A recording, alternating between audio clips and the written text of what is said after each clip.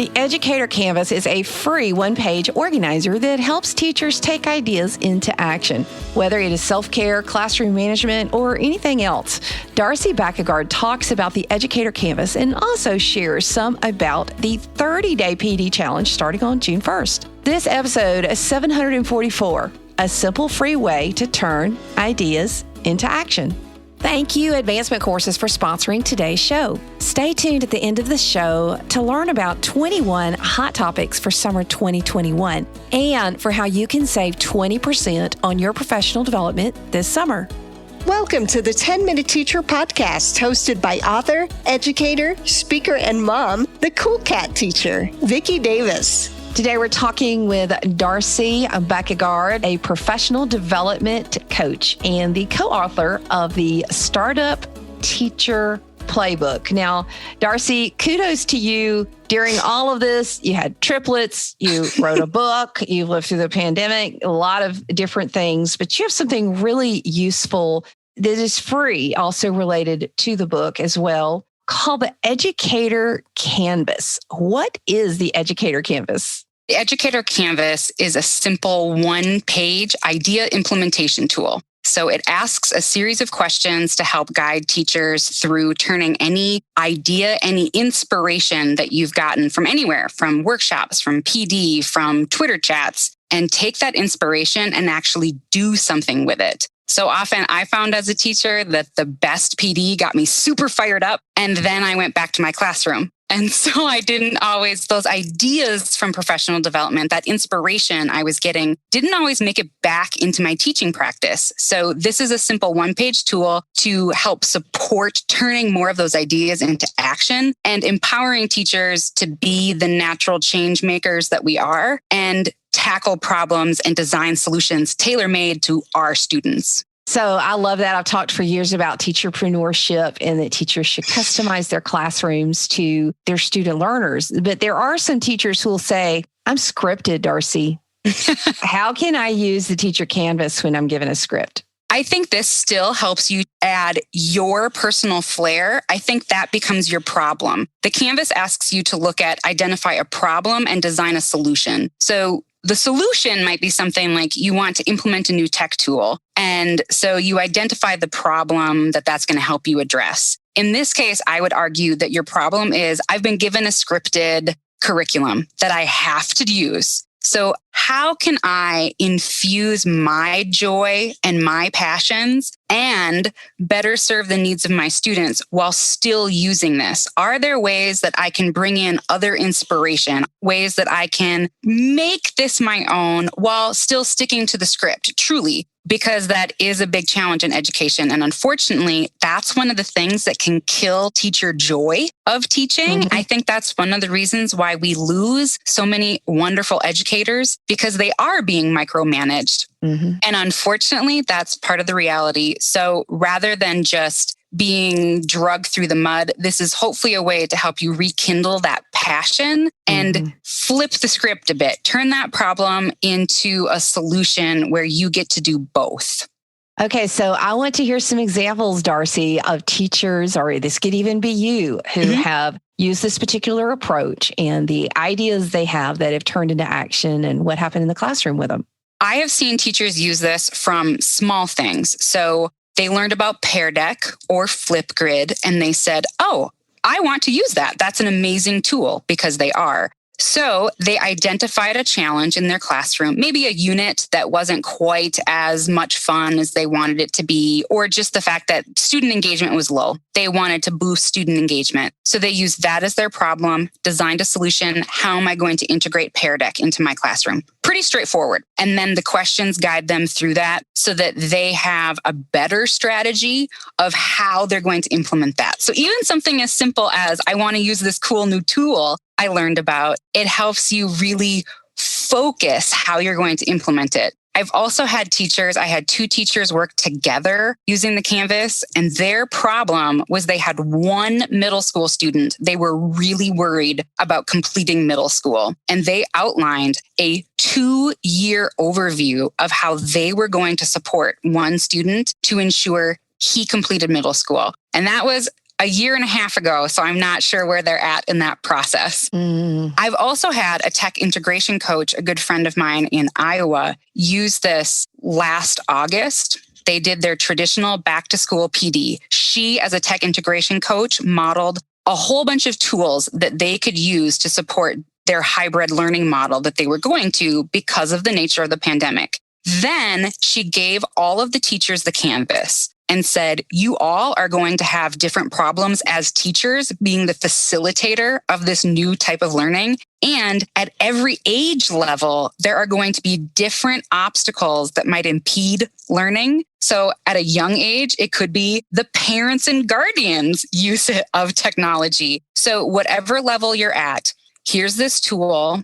We're doing distance learning. How are you going to use some of the tech tools that I just showed you in order to support learners through this process and support yourself as an educator? So the individual teachers and the teams of teachers were able to choose the tech tools that help them address the challenges they thought they were going to have, and their users, their students, their parents, their guardians were going to have to hopefully support a smoother transition to distance learning. And the reports I've gotten from her as the technology integration coach was it revolutionized how she approached modeling and showing teachers tech tools. And she said it was just so much better than saying, you have to use this tool or here's this tool. It really gave the why to doing this process. So everything from really small, targeted, I want to use this new tool. I saw this great new lesson on Twitter. I was in a Twitter chat and someone mentioned this cool thing, to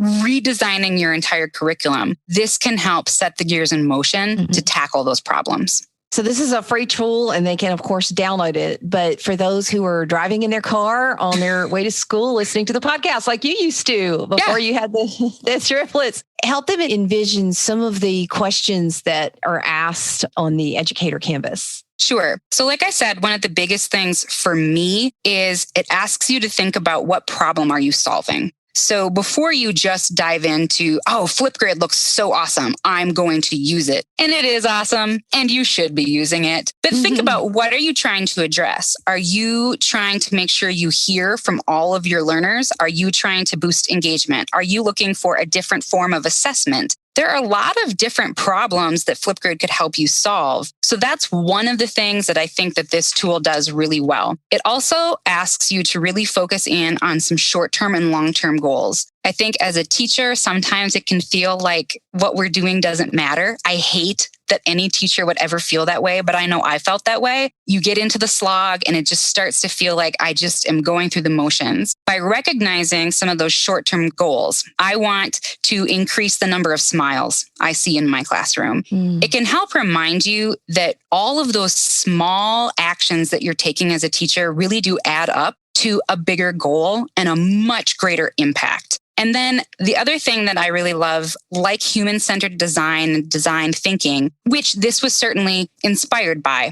A lot of different things came into inspiring this tool for teachers. We do ask you to think about your user, and not just think about your user, but to get input from your user. So one example that we give in the book is you want to stay engaged with parents. So you decide that you're going to set up a classroom Twitter account so that parents can know what's going on. And one of our little characters asks the other character, did you talk to parents? Like, they're willing to sign up for Twitter? Are they on Twitter? And the teacher says, oh, no.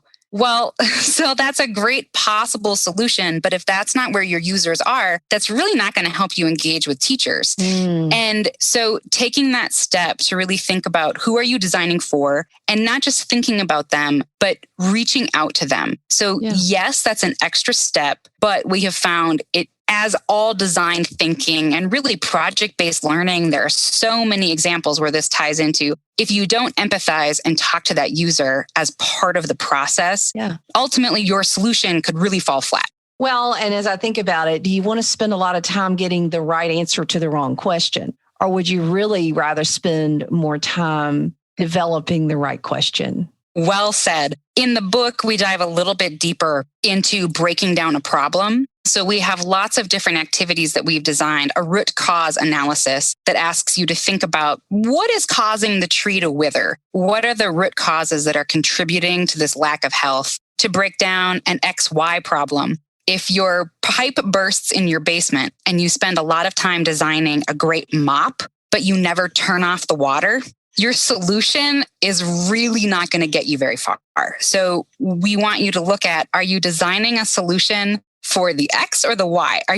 What are you designing for? And unless you're truly solving for X, you're probably not going to get very far. And we acknowledge that sometimes in education, solving for X is the best we can do. The best we can do is mop up the water sometimes. But if at all possible, we want to go to the source and truly address the problem that is creating the mess in the first place. Oh, that's awesome. So as we finish up, and of course, we've got your book, the Startup Teacher Playbook. And this is an interesting time you'll never forget for at least 3 reasons, but many more. Exactly. I guess 4 if you add your book. Fill in the blank. As teachers prepare to go back to school in the fall, I hope they don't blank.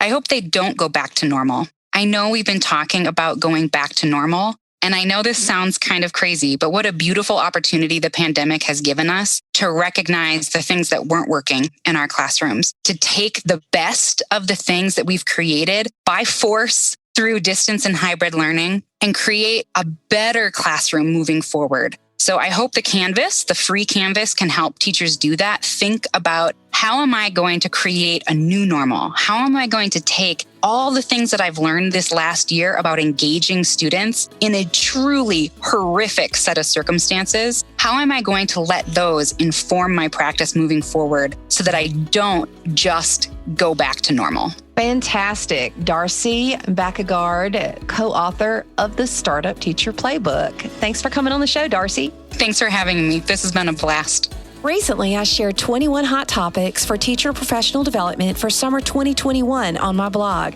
We all need to rest this summer so that we can definitely be our best this fall. But if you have accreditation or school learning requirements like I do, then you'll also take some time for summer professional development. Head over to coolcatteacher.com/21 for 21 hot topics that everybody's talking about right now. And look at some options for summer professional development that you can do anywhere. And while you're there, remember, if you sign up for a course, use the offer code COOL20. That's COOL20 to receive 20% off your summer professional development with advancement courses. So go to coolcatteacher.com/21 and remember to use the code COOL20 when you purchase a course and advancement courses. It's time to plan your summer professional development. So I hope you'll join me in taking your course with advancement courses this summer. If you enjoyed today's 10-Minute Teacher podcast, why not subscribe on iTunes? You can also catch up with Vicki on Twitter at CoolCatTeacher or level up and learn with her blogs and free resources at coolcatteacher.com. Thanks for listening.